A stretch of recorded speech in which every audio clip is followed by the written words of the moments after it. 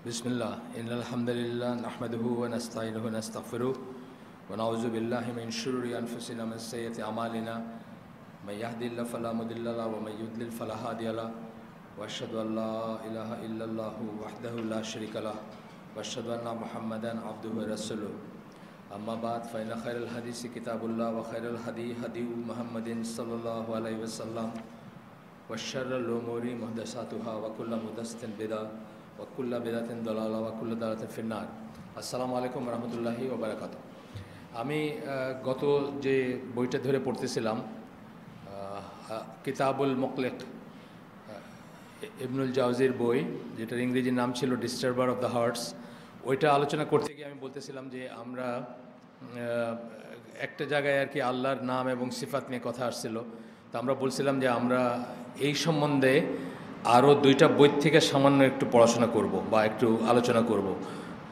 সেই দুইটা বইয়ের একটা হচ্ছে এইটা, prophet Muhammad a biography, Barnaby Rogerson. এই যে ব্রিটিশ একজন লোক, উনি কাফের বা অবিশ্বাসী, বাট উনি ওই ট্যুরিস্টদের নিয়ে মরক্কোতে বাড়িতে যাইতেন, সেইভাবে উনি ইসলামের সাথে পরিচিত। এবং তার উপরে যে বইটা লিখছেন, আমার কাছে পড়া সিরার বইয়ের ওয়ান অফ দ্য বেস্ট। এটা মানে নন মুসলিম সোর্সেস তো বটেই, এবং এমনকি ওভারঅল ধরলেও সবচেয়ে ভালোগুলোর একটা মনে হয়েছে। তো এইটা প্রথমত বইটা দেখতে খুব সুন্দর, তাই না? দেখতেছেন না আপনারা? বইটা দেখতে সুন্দর। এই যে কোরআনের আয়াত কিন্তু ভিতরে আছে। বইটা সুন্দর করার ভিতরে কিন্তু একটা রেভারেন্স আছে, মানে একটা শ্রদ্ধার আছে। এটা দেখবেন ট্র্যাডিশনালি ইসলামিক দেখবেন কোরআন, ধরেন সৌদি আরব থেকে যে কোরআনগুলো বাইর হয়, কত সুন্দর না দেখতে। মানে আমাদের দেশে দেখবেন নিউজ প্রিন্ট দিয়ে কেমন তেরা ব্যাগে করে বাইর করে ফেলছে। মানে একটা বই প্রেজেন্ট করতেছেন, এর ভিতরে কিন্তু আপনার একটা ফিলিংয়ের ব্যাপার আছে। আপনি এটাকে সুন্দর করতেছেন, লাক্সারি করবেন এটা আমি বলতেছি না, কিন্তু সুন্দর করা দুইটার ভিতরে তফাৎ আছে। তো এই বইটা আমার দেখতেই, এটা 2003 সালের বই, 2003 সালে সেপ্টেম্বর 11-এর পরে বের হওয়া বই।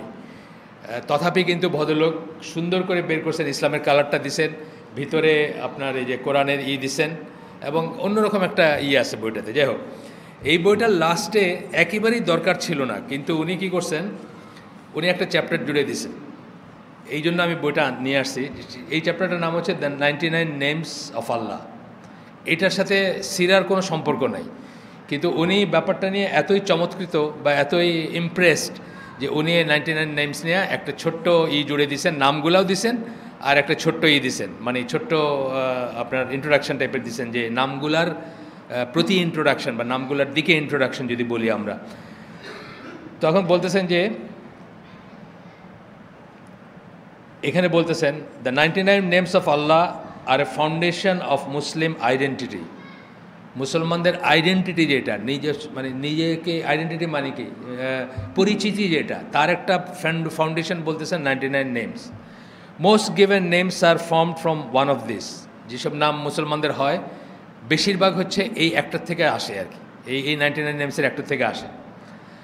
আচ্ছা, তো বলতেছেন with the addition of the vital prefix আব্দ, সামনে একটা আব্দ দিয়া সাধারণত আসে ইউজুয়ালি, সার্ভেন্ট অফ বা স্লেভ অফ। উনি বলতেছেন ওনার মতো করে, উনি ইংলিশে যেটা বোঝাইতে চেয়েছেন আর কি। তো কিন্তু উনি অ্যারাবিক জানেন, যেহেতু আরব দেশে ট্যুরিস্ট নিয়ে যান, ট্যুরিজমের ব্যবসা বা ট্যুরিজমের গাইড, ট্যুরিস্ট গাইড হিসাবে যান, উনি অ্যারাবিক জানেন, এটা বোঝা যায় বই পড়লে। আচ্ছা, তারপরে বলতেছেন যে দ্য প্রিফিক্স আল অর্থাৎ the makes each immediately applicable only to Allah. একটা পয়েন্ট কিন্তু আমরা অনেকে মিস করি, যে এখানে আলোচনা হয়েছে এটা নিয়ে, আমি সাইফুল্লাহ ভাই বোধহয় করছেন সেই দিন, বা অন্য আরও আলোচনা হয়েছে। যেমন রহিম, রহিম আমরা কিন্তু আব্দুর রহিম মানে আল্লাহর সাথে, আল্লাহর বান্দা, মানে আল্লাহ একটা নামের সাথে জুড়লাম। শুধু রহিম কিন্তু একটা মানুষকে আপনি ডাকতে পারেন। দেয়ার আর নেমস যেটা ডিমিনিটিভ সেন্সে যে সিফাতগুলা মানুষেরও হয়। যেমন রহিম, আপনাকে কেউ গরমের দিনে এক গ্লাস পানি খাওয়াইছে, আপনি বললেন যে আন্তা রহিম, এটা বলতে পারেন। কিন্তু যে জিনিসটা উনি খেয়াল করছেন সেটা হচ্ছে যে আল্লাহ গাইলে এটা শুধু অনলি টু আল্লাহ হয়ে যায়, আর রহিম যখন বললেন অনলি আল্লাহ হয়ে যায়। এই প্রসঙ্গটা পরবর্তী বইটাতে আসবে, আমরা এখানে ছোট্ট একটু পড়ব, পরবর্তী বইটা থেকে আমি মেনলি পড়ব। তো ওইখানে এই কথাটা বারবার আসবে যে এমন কিছু গুণ আছে যেগুলা প্রপার ল্যাঙ্গুয়েজ অথবা মানবিক ল্যাঙ্গুয়েজের অভাবে মানুষের বেলায় বলা হয়ে থাকে, কিন্তু যখনই অ্যাবসোলুট সেন্সে আসে বা আল লাগানো হয় তখন এটা শুধুমাত্র আল্লাহর ব্যাপারে হয়। যেমন ধরেন মালিক, মালিক মালিক দুইটা কথা আছে। মালিক যখন বলেন তখন ওনার, ছোট করে মালিক যখন বলেন তখন কি কিং। এই দুইটা কথাই কিন্তু ডিমিনিটিভ সেন্সে মানুষের বেলায় বলা হয়, কারণ আর কোনো ল্যাঙ্গুয়েজ এটা বোঝানোর জন্য নাই। কিন্তু অ্যাবসোলুট সেন্সে যখন বলা হয় বা চূড়ান্ত সেন্সে যখন বলা হয় তখন শুধু আল্লাহ। আল মালিক হচ্ছেন শুধু আল্লাহ বা আল মালিক শুধু আল্লাহ। আর যখন আপনি বলবেন, ছোট করে বললেন বা আল ছাড়া বললেন, তখন মানুষের ভিতরে হইতে পারে এই বইয়ের আমি মালিক ফর দ্য টাইমিং, আজকে আসি কালকে নাই, কালকে আমিও না আমার বইও নাই, বুঝছেন না? রিলেটিভ সেন্সে আমাদের কিছু কিছু রিলেটিভ আল্লাহর আল্লাহর দেওয়া আল্লাহর দয়ায় আমাদেরও কিছু কিছু গুণাগুণ আছে যেগুলা ক্ষণস্থায়ী গুণাগুণ। অ্যাবসোলুট সেন্সে সেটা শুধু আল্লাহর গুণাগুণ, এটা আমরা বুঝবো, কিন্তু এখানে এখানে কোনো কনফিউশন থাকবে না। যাই হোক, উনি বলতেছেন যে আল যদি দেওয়া হয় তাহলে makes it immediately applicable only to Allah, শুধু আল্লাহর বেলায় প্রযোজ্য হয়। এরপরের একটা প্যারাগ্রাফ আমরা পড়ব, they are brilliant achievements for a monotheistic faith. এই নামগুলা ইটসেলফ বলতেছেন একটা মনোথিস্টিক ফেথ, যে একেশ্বরবাদী, যেটা যারা মানে এক আল্লাহ। প্রাইমারিলি তো খ্রিশ্চিয়ানিটি এবং জুডাইজম এবং আমরা তিনটাই মনোথিস্টিক ফেথ, কিন্তু মানে একেশ্বরবাদী ধর্ম ছিল। এখন ভেজাল ঢুকে গিয়া খ্রিশ্চিয়ানিটির ভিতরে আসলে খ্রিশ্চানরাও নিজে জানে না তারা কতশ্বরবাদী আর কি। অন্তত তিন ঈশ্বরবাদী তো বটেই, তারা ট্রিনিটিতে যারা বিশ্বাস করে। আরও নানা রকম ভেজাল আছে এখানে ভিতরে, মিক্সচারও আছে অনেকখানে। আর ইহুদিদের ব্যাপারেও একই রকম কথা, যদিও ইহুদিরা রিলেটিভলি পিওরার এই ব্যাপারে, এই জায়গাতে পিওরার, বা মূর্তি টুর্তি কম তাদের ভিতর। অর্থোডক্স জু যারা, তাদের এই মূর্তি ফুর্তির ব্যাপার নাই বা অন্য কিছু ব্যাপার নাই। অর্থোডক্স জুরা আমাদের খুব কাছাকাছি। এটা আপনাদের একটা গল্প বলছি বোধহয়, যে মানে আমি হল্যান্ডে আমাদের জাহাজে ওই এক্সিকিউটিভ আসে, মানে আমি যে জাহাজে কোম্পানিতে চাকরি করতাম ওই কোম্পানির অফিসের এক্সিকিউটিভ যারা, তারা জাহাজে এক্সপিরিয়েন্সের জন্য আসে, নতুন যাদেরকে রিক্রুট করে তারা জাহাজের সাথে থাকে। তো একদিন আমি এই কথাটা বলছি একজনকে, যে ওরা আমাদের খুব কাছের, মানে অর্থোডক্স জু যারা বা সনাতনপন্থী জু যারা, যারা কনজারভেটিভ বাই। তো তখন একজন এক্সিকিউটিভ আমার জিজ্ঞেস, what do mean by us, Muslim নাকি ইসলামিক পিপল? বুঝছেন, আমার জিজ্ঞেস করে থেকে মুসলিম বলতেছো না ইসলামিক পিপল বলতেছো? আমি তারে বললাম, ইজ দেয়ার এ ডিফারেন্স? তো বলে হ্যাঁ, মুসলিম বলতে তো আমরা বুঝি সবাই সাদামাটা যারা আর কি, আর ইসলামিক পিপল মানে হলো যারা প্র্যাকটিস করে, যারা দাঁড়িয়ে রাখে, যারা নামাজ পড়ে, যারাই। তা আমি বুঝলাম যে ইসলাম পালন করা মানে হলো ফান্ডামেন্টালিস্ট। ইসলামিক পিপল বলতে উনি বোঝাইছেন যে যারা ফান্ডামেন্টালিস্ট বা যারা মৌলবাদী। তুমি কাদের কথা বলতেছো? তা আমি তখন তার এক্সপ্লেন করলাম, করে বললাম যে এটা দুইটা আলাদা না, জিনিসটা একই হওয়ার কথা ছিল। ইসলামবিহীন কোনো মুসলিম হইতে পারে নাকি? কিন্তু এখন আমাদেরকে চাইতেছে, ইসলামের শত্রুরা চাইতেছে, বা সেকুলার হিউম্যানিজমে যারা বিশ্বাস করে তারা চাইতেছে, বা ওয়েস্টার্ন ওয়ার্ল্ড চাইতেছে, বা পৃথিবীর মোড়ল যারা, তারা চাইতেছে ইসলামবিহীন মুসলিম বানাইতে। ইসলামবিহীন মুসলিম তাদের কাছে অ্যাকসেপ্টেবল। এমনকি ওই ইসলামও অ্যাকসেপ্টেবল, যেখানে তসবি টিপলেন, মসজিদে গেলেন, মসজিদের ভিতরে, নিজের ঘরের ভিতরে ঠিক আছে। কিন্তু যখনই আপনি প্রশ্ন করতে শুরু করবেন তখনই আর ঠিক নাই। আর যখন একটা পার্টিতে গেলেন আমেরিকায়, বা কোনো একটা অফিসের মিটিংয়ে গিয়ে আপনি জিজ্ঞেস করলেন এটার ভিতরে কী আছে, এটা কি পোর্ক নাকি এটা কি হালাল নাকি এটা কি হারাম, এই সমস্যা শুরু হয়ে গেল। যাই হোক, আসেন, উনি বলতেছেন যে এটা একটা ব্রিলিয়ান্ট অ্যাচিভমেন্ট। কেন? মনোথিস্টিক থাকাটা, একেশ্বরবাদী থাকাটা, একেশ্বরবাদী হওয়াটা ডিফিকাল্ট। আমি একবার ইন্ডিয়ানদের সাথে সেল করতাম তো আমাদের বিদেশি কোম্পানিতে। তো এক ওয়েল্ডার আমার জিজ্ঞেস করতেছে, চিফ ইঞ্জিনিয়ারকে চিফ বলো, আর যাই হোক, মানে ওয়েল্ডার, সে পার্ট টাইম চাকরি করতে আসছে, সে আসছে আবার নাইমে চলে যাবে, মানে ওই একটা ভয়েজের জন্য জয়েন করে, জাহাজে অনেক রিপেয়ার কাজ থাকলে ওটা করে আবার চলে যায়। ইন্ডিয়ান, সে মোহন ছিল ওর নাম। তো বলছে কী করে তোমরা কনসেন্ট্রেট করো? আমি বললাম কিসে? বলে যে এই যে ইবাদত করো, নামাজ পড়ো, কী করে কনসেন্ট্রেট করো? আমি বললাম কেন? বলে একটা কিছু সামনে না রাখলে কেমনে কনসেন্ট্রেট করা যায়? বুঝছেন তো, মানে একটা কিছু সামনে রাখলে কনসেন্ট্রেট করা যায়, কিছুই নাই, তোমরা কীভাবে কনসেন্ট্রেট করো? তো এইটা কিন্তু আসলেও একটা ডিফিকাল্ট ব্যাপার। আমরা এটা অনেক রিয়েলাইজ করি না, আমরা যাতে এর ভিতরে আসি আমরা হয়তো মনে করি যে এটা তো আমরা তো এরকমই, কিন্তু আসলে কিন্তু খুব সহজ না। একেশ্বরবাদী, তৌহিদবাদী বা এক আল্লাহর উপরে বিশ্বাস রাখা, ফোকাস রাখা, ধ্যান রাখা, সেই মতো জীবন চালানো কিন্তু সহজ না, যদি আপনি একটু একটা গভীর জ্ঞান না থাকে বা একটু চিন্তাভাবনা না করেন। তো এই কথাটা আমি বলতেছেন যে বলবেন আর কি পরে, যে এটা হচ্ছে সাংঘাতিক একটা অ্যাচিভমেন্ট। এই নামগুলা সব মনোথিস্টিক রিলিজিয়নের বা একেশ্বরবাদী বা বহু ঈশ্বর যারা বিশ্বাস করে না সেই সব রিলিজিয়ান বা সেই সব ধর্মের বা সেই সব দিনের যেসব ডিফিকাল্টি ছিল, মানে সমস্যা ছিল, সেগুলো দূর করে দিছে বলবেন এখন। আচ্ছা, বলতেছেন one of the essential dualities of all religion experience is the acknowledgement of unity. সকল ইসের মানে সকল ধর্মের, এখন আর মনস্তিত্বিক বলতেছেন না, সকল ধর্মের হচ্ছে যে একটা হচ্ছে মানে একটা সমস্যার ব্যাপার হচ্ছে যে, বা একটা ক্রিটিক্যাল ব্যাপার হচ্ছে যে ইউনিটি মানে একত্ব বা একেশ্বরবাদ বা তাওহীদ যেটা, সেটাকে কি করে মিলাবে জীবনের সাথে সেটা। But the need for diversity, মানে তাওহীদও থাকবে, আবার ডাইভার্সিটির ভিতরেও, বিভিন্নতার ভিতরেও কাজ করা যাবে বা বিভিন্ন রকমই। যেমন আমরা কি আল্লাহর নানা রকমের গুণের কথা জানি না? সেই সমস্ত গুণগুলা একজন ডেইটি বা একজন ইলার ভিতরে সমন্বিত হয়েছে, তাই না? কিন্তু এইটা অন্যান্য ধর্মে খুব ডিফিকাল্ট একটা ব্যাপার হয়ে যায়। যেই জন্য কি করে, all religions however dazzling their pantheon, however bewildering their mythology, except a single fundamental source, but in so doing a God is created of such vast power and mindless distance from the bustling masses. মানে সবাই একটা ultimate পাওয়ারের কথা স্বীকার করে, কিন্তু এটা নানা রকম সমস্যার ভিতরে পড়া, যে ধরেন আমি দোয়া করব, আমি তো তার দেখি না, কার কাছে দোয়া করব? আমি কনসেন্ট্রেট করব, আমি তো তার দেখি না, কার কাছে কনসেন্ট্রেট করব? তো তারে অনেক দূরে সরাই দেওয়া, অনেক পাওয়ারফুল করে দেওয়া, তার সাথে আর কোনো কমিউনিকেশন থাকে না। তখন কমিউনিকেশনগুলো হয় নানা কিছুর ভিতর দেওয়া, বুঝছেন তো? এই জিনিসটা ইসলামে দূরীভূত হয়েছে। কিভাবে হয়েছে এটা পরে আমরা দেখব। তো তখন বলতেছেন যে এই জন্য কি হয়, মাসেস অফ হিউম্যানিটি দ্যাট ইন্টারসেসর্স, মানে মধ্যস্থতাকারী আনতে হয়, তাই সেই জন্য, বুঝছেন তো? মানে উনি কিন্তু কাফের, কিন্তু তারপরে উনি বুঝতেছেন যে অন্য ধর্মগুলা আল্লাহকে বা মানে পরম ঈশ্বর যাকেই বলেন তাকে এত উপরে উঠায় ফেলছে, এত দূরে নিয়ে গেছে যে এখন তাদের দরকার হলো মাঝখানে একটা কিছু রাখার, যার মাধ্যমে আল্লাহর কাছে পৌঁছাবে, বুঝছেন না? তো বলতেছেন যে বাই দ্য ক্যাথলিক সেন্টস, ক্যাথলিকদের জন্য সেন্ট যাদের বলে সাধু, রেভিয়ার্ড সুফি মাস্টার্স, সুফিদের জন্য হলো সুফি শায়েক, তার মাধ্যমে আপনি আল্লাহর কাছে পৌঁছাই যাবেন। দেখেন সুফিরা কিন্তু উনি মনোথিস্টিক ইসলাম থেকে আলাদা করে ফেলছে, খেয়াল করছেন? উনি কিন্তু কাফের নিজে, এবং উনি বিশেষ কিছু মানে অত কিছু জানেও না ইসলাম সম্বন্ধে, হয়তো উনি তার আলেম না, উনি হলেন বললামই তো কি একটা সিরা লেখছে, অনেক এখান থেকে বিটস অ্যান্ড পিসেস নিয়ে জোড়া তালি দিয়ে একটা সিরা লেখছে, কিন্তু উনি কিন্তু সুফিকে আলাদা করে ফেলছে এই ইসলাম থেকে, আপনার মানে মানে তাওহীদি ইসলাম থেকে আলাদা করে ফেলছে।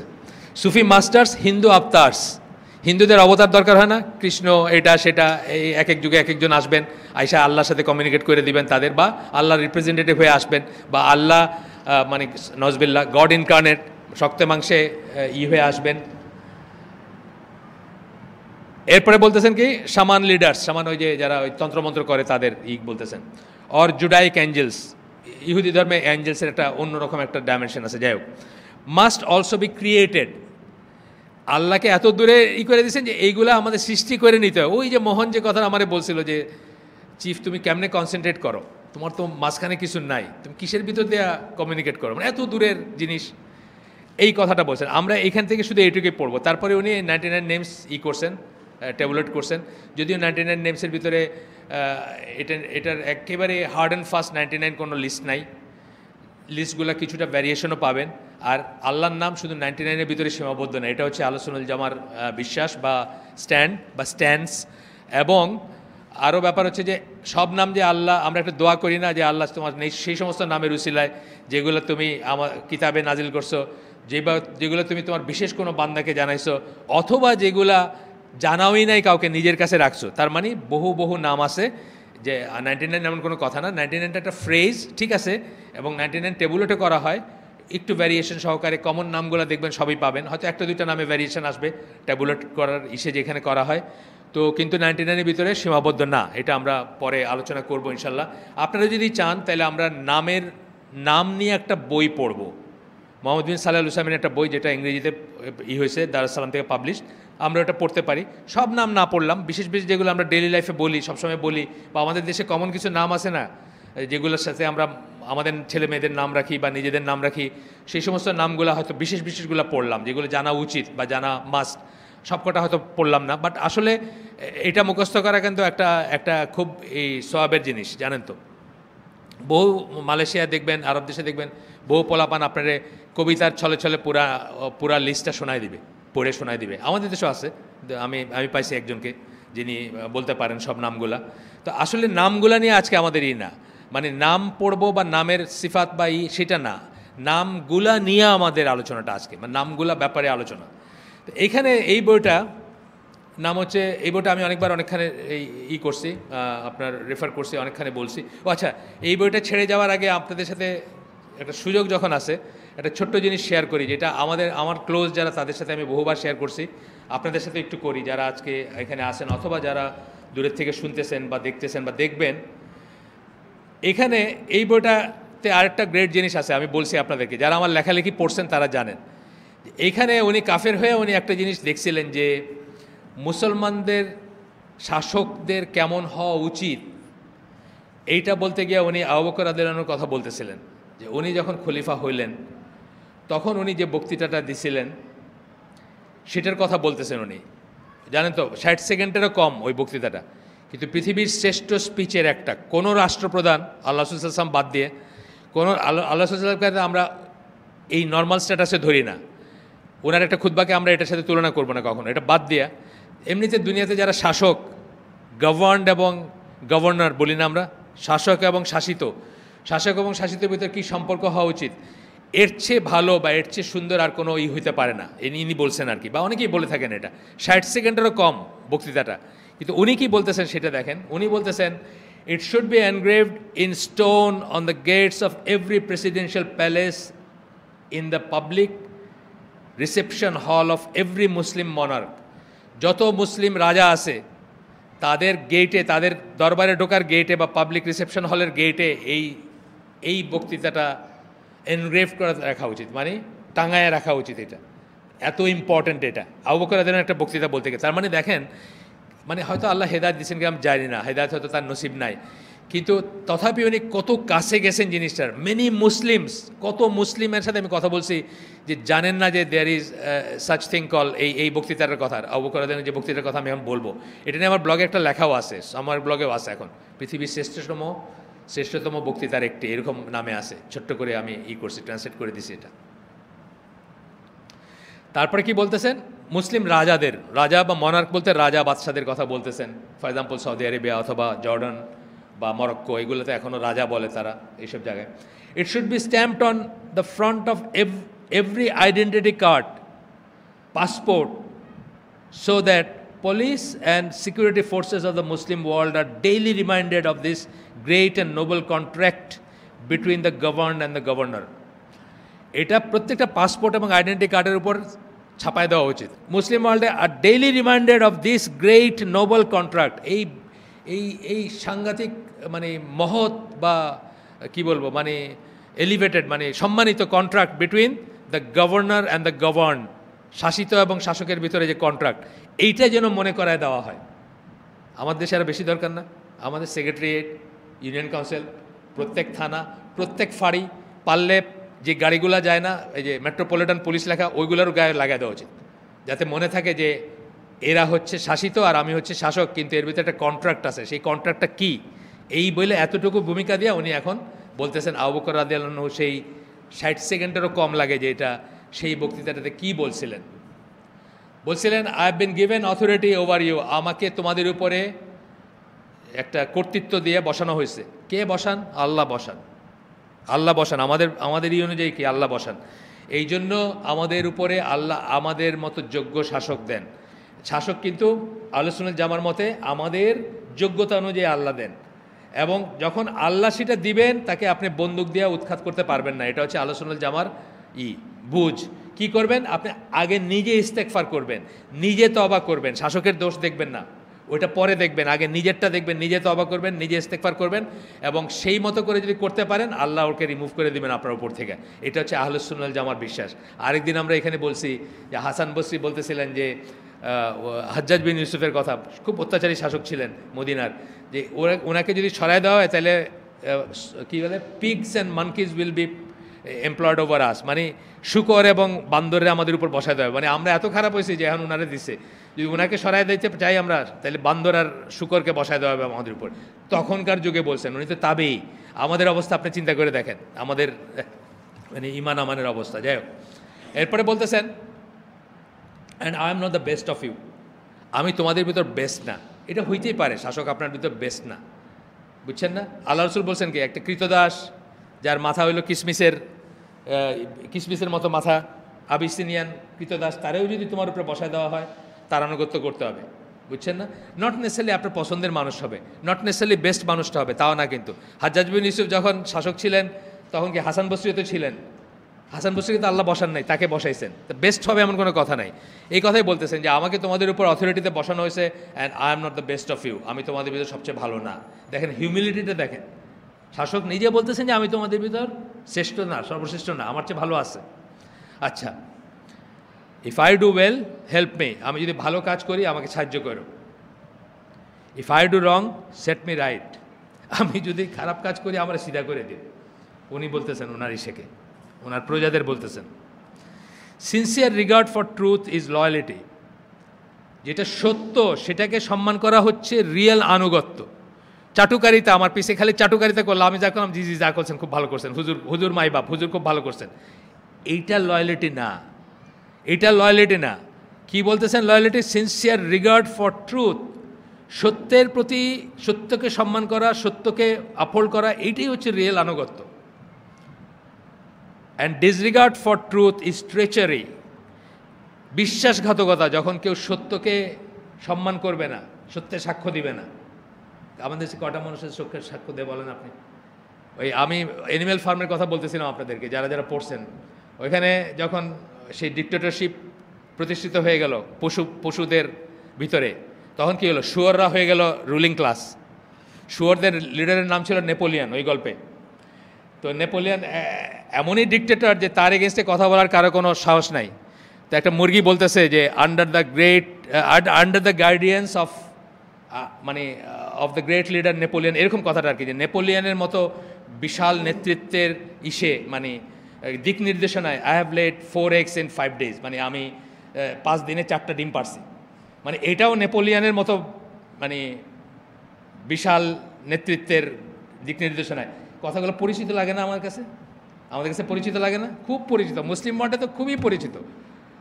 আপনার ওয়াইফের কয়েকদিন পরে নর্মাল ডেলিভারি, এটাও কারো একটা মানে বিশেষ কৃতিত্বের ব্যাপার হবে আর কি, বুঝছেন না? তো এটা পরিচিত কথা। এই জন্য সত্যের সাক্ষ্য না দিলে কিন্তু এটা বিশ্বাসঘাতকতা, তার প্রতি বিশ্বাসঘাতকতা করলেন আপনি। তাকে এমন একটা জায়গায় নিয়ে গেলেন, তার যখন পতন হবে তার কাছে কেউ থাকবে না। তাকে তেল মারতে মারতে মারতে মারতে এমন জায়গায় নিয়ে গেলেন, তার পতন যখন হবে তার পাশে কেউ থাকবে না। ইরানের শাহের গল্প শোনেন নাই? উনি ইজিপ্ট মানে কি সারা মুসলিম ওয়ার্ল্ডে তো ওনার খুবই ছিল, সম্মান ছিল। ইজিপ্টে হোটেলে ওনারা জায়গা দেয় না, আপনার জন্য হোটেলে জায়গা নাই, বিকজ হি ইজ ওয়ান্টেড, বুঝছেন না? সে তো ভাগতেছে, তার দেশ ছেড়ে ভাগতেছে, তারে হোটেলে জায়গা দেয় নাই, দুনিয়ার কোথাও জায়গা হয় নাই তার। কেন? এই যে তেল মারতে মারতে এমন জায়গায় নিছে, সে মনে করছে আমি যেটা বলবো এটাই নিয়ম, আমি যেটা বলবো এটাই আইন, আমি যেটা বলবো এটাই সত্যি, আমি যেটা বলবো এটা বিরুদ্ধে করা কেয়াস। এটারে বলতেছেন আবু বকর রাদিয়াল্লাহু আনহু, কি বলতেছেন? ট্রেচারি, বিশ্বাসঘাতকতা। আপনি আসলে আমার ডুবাইলেন। আর যদি সত্যের সাক্ষী দিয়ে আমার একটা সত্য কথা বলে দিতেন, তাইলে আপনি আমার প্রতি রিয়েল আনুগত্য আপনার আছে।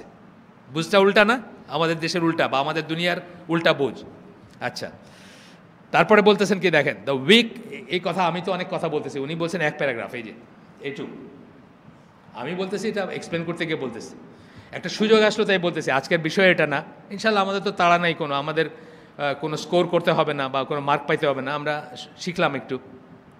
বলতেছেন, the weak amongst you shall be strong with me until I have secured his rights.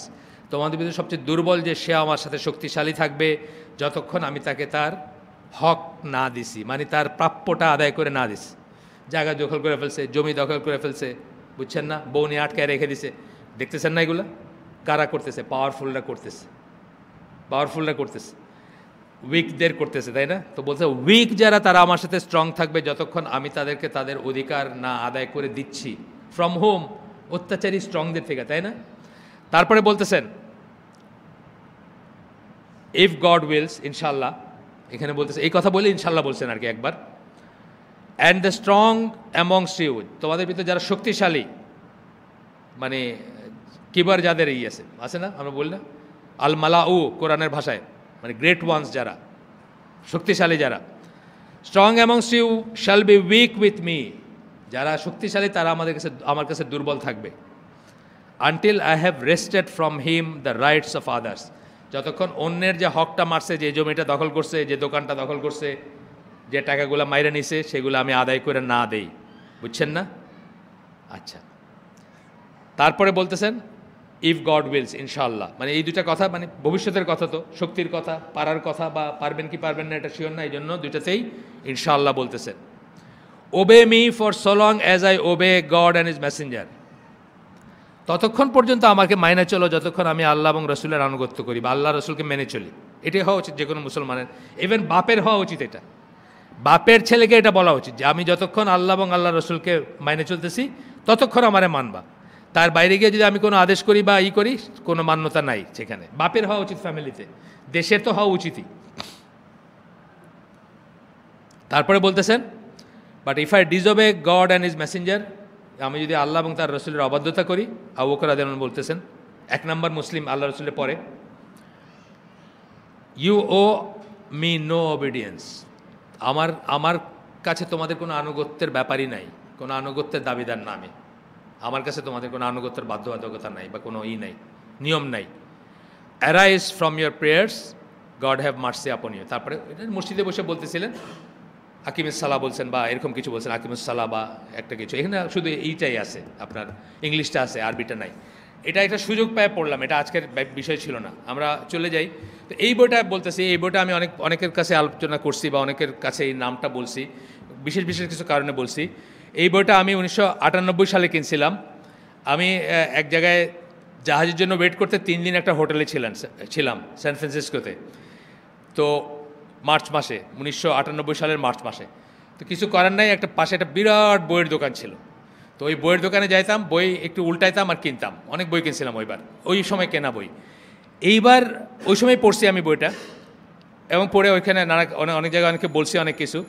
এইবার আবার উল্টাতে গিয়ে দেখলাম যে বইটা আবার আমার পড়া উচিত, কারণ তখন আমার বুঝটা কী ছিল, তখন আমি কিন্তু আহলে সুন্নাত জামার মেথোডোলজির উপর ছিলাম না, তখন আমি একটা ট্রানজিশনে ছিলাম।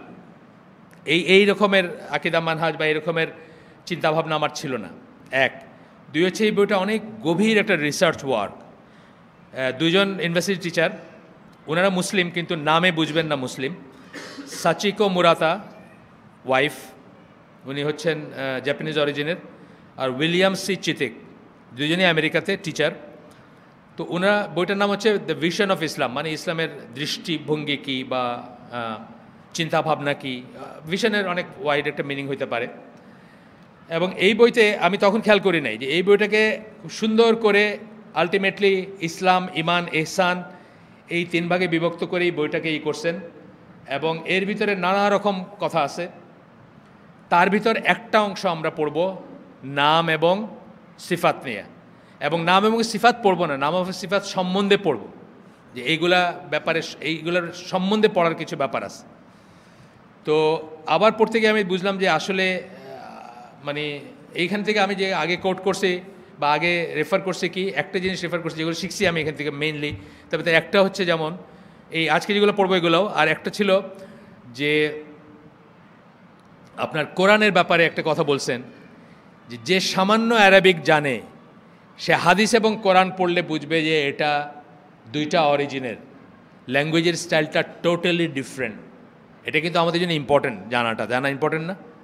অন্তত সেইটুকু অ্যারাবিক আমাদের জানা উচিত, যেটুকু অ্যারাবিক জানলে আমরা বুঝবো যে কোরআনের স্টাইলটা আর হাদিসের স্টাইলটা টোটালি আলাদা। তাহলে কি দাঁড়াবে? তখন আপনি বুঝবেন যে দুইটা সোর্স দুইটা। কাফেররা কি বলে, আল্লাহ রাসূল সাল্লাল্লাহু আলাইহি ওয়াসাল্লাম লিখে ফেলছেন কোরআন, বলে না? কিন্তু মানুষের ল্যাঙ্গুয়েজ হচ্ছে মানুষের সিগনেচারের মতো, আপনার সিগনেচারের মতো আপনার ল্যাঙ্গুয়েজ। আপনি দেখবেন যারা ল্যাঙ্গুয়েজে এক্সপার্ট, আপনি যত নাম চেঞ্জ করে লেখেন না কেন দুইটা সেন্টেন্স পড়ে বলে দিবে যে এটা হলো ওই লোকের লেখা। ল্যাঙ্গুয়েজের ভিতর এমনভাবে মানুষের সিগনেচার থাকে, এমনভাবে মানুষের টার্ম আপনিও বুঝবেন, কিন্তু মানে খুব ডিফিকাল্ট না হলে আপনিও বুঝবেন যে একটা টেন্ডেন্সি থাকে এই শব্দের পরে এই শব্দ ইউজ করা, অনেক রকম আছে, মানে ব্যাপার আছে। তো উনি বলছেন যে যে সামান্যতম আরবিক জানে সে যদি কোরআন পড়ে এবং হাদিস পড়ে সে বুঝবে যে দুইটার অরিজিন দুই রকম, মানে আল্লাহ রসুলের কথা আছে না, রসুল ইসলাম যেসব কথা বলছেন আর কোরআনে যেসব। তো এই জিনিসটা যেমন আমি এই বইটাতে প্রথম দেখছিলাম যে সুন্দর করে এক্সপ্লেন করছিলেন। আচ্ছা, আমরা আজকে শুধু নাম নিয়ে পড়ব। তার আগে একটা ছোট্ট নামের আগে একটা ছোট্ট কথা নিয়ে আলাপ করছেন, ইমানের ভিতরে আলাপ করছেন, তৌহিদের ভিতরে আলাপ করছেন। ইমানের ভিতরে যে তৌহিদের চ্যাপ্টারটা ওনার, সেই তৌহিদের চ্যাপ্টারের ভিতরে এই নাম নিয়ে বা এই নিয়ে আলাপ করছেন। এই যে আপনাদেরকে দেখা একটু এই চ্যাপ্টারটার ভিতরে, এই চ্যাপ্টারটার একটা অংশ আমরা এই করব ইনশাল্লাহ, পড়ব। তো সেখানে এক জায়গায় বলতেছেন, এটা এটা ঠিক আগে আগে বলছেন, একটু পড়ব আমরা। তো বলতেছেন যে একটা পেন্টিং যখন আমরা দেখি, এই যুক্তিটা আমি অন্যখানে অন্যভাবে ব্যবহার করছি অন্য সোর্স থেকে। একটা পেন্টিং যখন আমরা দেখি তখন উনি বলছেন যে মনে করা যাক মাইকেল অ্যাঞ্জেলো বলে একজন চিত্রকর ছিল, তার মনে করা যাক তার painting, and try to understand what the painter is saying. এবং যখন আমরা চেষ্টা করি বুঝতে যে পেন্টার কী বলছেন, যেমন অনেক সময় দেখবেন যে একটা আপনি আমার দেখালেন একটা কিছু, আমার কাছে এটা কোনো মেসেজ নাই, কারণ আমি আর্ট বুঝি না, আমার কাছে এটা কোনো মেসেজ নেই। একটা মানুষের দুইটা চোখ থাকে, আপনার একজন চারটা চোখ একদিকে আইকে একটা কিছু বোঝাইতে চাইছে, যাই হোক কী বোঝাইছে সেটা তার ব্যাপার। যে জানে না সেটা, যে আর্ট বোঝে না, যে পেন্টিংয়ের ভাষা জানে না, পেন্টিংকে ইন্টারপ্রেট করতে জানে না, তার কাছে অনেক সময় এটা মিনিংলেস হতে পারে। তো উনি বলতেছেন যে আমরা যখন বুঝবো যে উনি কী বলতেছেন, বুঝতে চেষ্টা করব। Opinions differ as to the exact message. সত্যি সত্যি কী মেসেজটা দেওয়া হয়েছে এটা নিয়ে মতবিরোধ থাকতে পারে, ডিফারেন্স থাকতে পারে অফ অপিনিয়ন, কারণ এক একজন বলবেন এক একটা। যেমন ধরেন রবীন্দ্রনাথের কথা আমি শুনছি যে রবীন্দ্রনাথ তার ওই স্ক্রিবল প্যাড বলি যেগুলোতে যে আমরা রাফ লিখি না, ওইখানে কতগুলো দাগ দেখা এটা নিয়ে অনেক গবেষণা হয়েছে যে এটা নিয়ে কী বলতে চাইছেন। শেষকালে বাইরে হয়েছে যে ওনার কলমে কালি আসতেছিল না, উনি ওই কালি আনার জন্য এই করছেন, বুঝছেন না? এরকম ব্যাপারও আছে। এটা মানুষের ব্যাপারে আমরা বলতেছি, মানে আল্লাহর ব্যাপার তো পরে আসতেছে, আমরা ওটা তুলনীয় না বা না। তারপরে বলতেছি যে এখন যার মনে যেটা, যার মনটা ওই চোরের আর ইসের কথা আছে না, যে চোরের আর মুসল্লির কথা আছে না, পুকুরের দুই পারে দুইজন, চোর চুরি করে এসে পা ধুইতেছে, মুসল্লিও অজু করতেছেন তাহাজ্জুদের অথবা ভোর রাত্রের নামাজের। তো চোর ভাবতেছে যে বেটাও চুরি করে আসছে, আর উনি ভাবতেছেন যে আহা আরেকটা মানুষ আছে যে তাহাজ্জুদ পড়ে। তো একটা জিনিস দেখে আমরা সেম জিনিস দেখে একদম আলাদা চিন্তা করতে পারি। আচ্ছা, তো বলতেছেন যে but everyone agrees that what is important about the painting is what the painter is trying to get across. বোঝের ভিতরে ভুল হতে পারে, কিন্তু সবাই অ্যাগ্রি করবে যে এখানে সবচেয়ে ইম্পর্ট্যান্ট ব্যাপার কি, পেন্টার যা বলতে চাইতেছে সেটাই তো সবচেয়ে ইম্পর্ট্যান্ট। হয়তো আমি বুঝলাম না, হয়তো আমি ইন্টারপ্রেট করতে পারলাম না, হয়তো আমি ঠিক জায়গায় পৌঁছাতে পারলাম না, কিন্তু এইটা তো বুঝবো যে একজন মানুষ কোনো একটা চিন্তা করে এটা যদি তার শিল্পকর্ম বলি, তাহলে এই শিল্পকর্মটা সে বানাইছে একটা কিছু চিন্তা করে, এটা তো সবাই বুঝবো। আচ্ছা, এটাই বলতেছেন। However, we could also study the painting from the point of view of a dozen different sciences. আবার পেন্টিংটারে আমরা পেন্টিং হিসাবে না দেখা আমরা সায়েন্স দিয়ে এটার বিশ্লেষণ করতে পারি। তখন কি করব, ক্যানভাসটা কিসের বানানো, আমরা কিন্তু এখন মেসেজ থেকে চলে গেলাম সইরা, এটাই বলবেন উনি আর কি, মেসেজ থেকে সরে চলে গেলাম। ক্যানভাস কী দিয়ে বানানো, পেনগুলা কিসের, কী রং ইউজ করছে, কি জিওমেট্রিক্যাল রিলেশনশিপ অবজেক্টের ভিতরে। জিওমেট্রিক্যাল রিলেশন মানে কি, ধরেন একটা ঘর, একটা নদী, একটা খারাপ যে আঁকতে জানে না সে কি দেখাবে, কাছের নদীটারে ছোট দেখাবে, দূরের ঘরটারে বড় দেখাবে, ধরেন কথার কথা বললাম, আসে না এইসব সেন্সগুলো, ড্রয়িং করতে গেলে দেখবেন। একটা নদী আর একটা ঘর আঁকছেন আপনি, গ্রামের ভিতরে একটা নদী যেতেছে, একটা ঘর, আপনি কাছের নদীটারে ছোট্ট করে দেখাইতেছেন, দূরের ঘরটাকে বড় করে দেখাইতেছেন, আপনার মনে ঘরটাই প্রধান সেই জন্য দেখাইতেছেন, কিন্তু এটা ঠিক হয় নাই, জিওমেট্রিক্যাল ব্যাপার ঠিক হয় নাই।